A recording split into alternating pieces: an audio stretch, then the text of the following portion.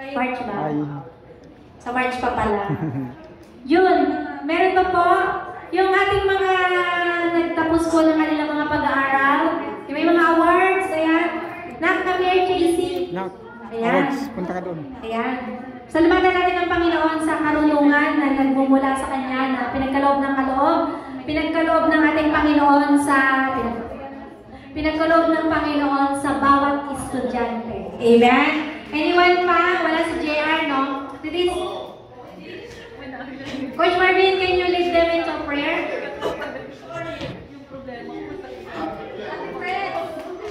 Ayan. Congratulations! Pwede ba sabihin natin sila? Congratulations, students! Ayan, natin mga achiever. Si Brother Lee, graduating po yan. Nauna lang siyang duty, pero kasama po yan, June po ang graduation niya. Overdue ka na daw. Okay lang yan. Pwede po pala tayong lahat ay tumayo po at extend po natin yung ating mga kamay sa kanila. Let's speak blessing upon them sa susunod na chapter ng kanilang buhay pagkatapos ng kanilang pagtatapos. Yung magandang plano ng Panginoon para sa kanila. Let's speak blessing po sa bawat isa. Heavenly Father, we thank you, Lord, once again, Father God, sa buhay ng iyong mga anak na narito, Father God, na siyang nagtapos ng kanilang mga pag-aaral sa mga achievers, Lord. Lord, we thank you. We thank you for the wisdom, the knowledge that you've given to us.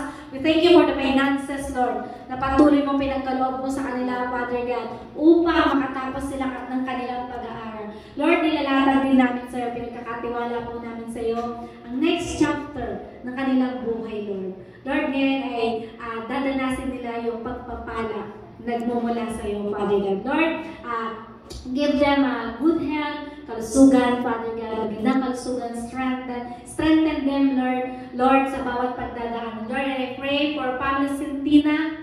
I know, Lord, that you are moving their family, Lord. Yung status nila dito, Lord, sa Canada, your plan to them here in Canada, for PR residency, Father God. Alam namin, nagkakatiwala namin, Lord, kakaloob mo ito sa kanilang, Father God. Lord, we thank you. Ngayon pa lang pinasasalamatan ka na namin, Lord. Lord, thank you, Lord, sa buhay ni Dean. Salamat, Lord, sa patuloy na pagsama mo sa kanya. Natapos niya yung pag-aaral niya, Lord. Salamat sa strength, Lord, na patuloy mong pinagkakaloob. Salamat din, Lord, sa protection mo sa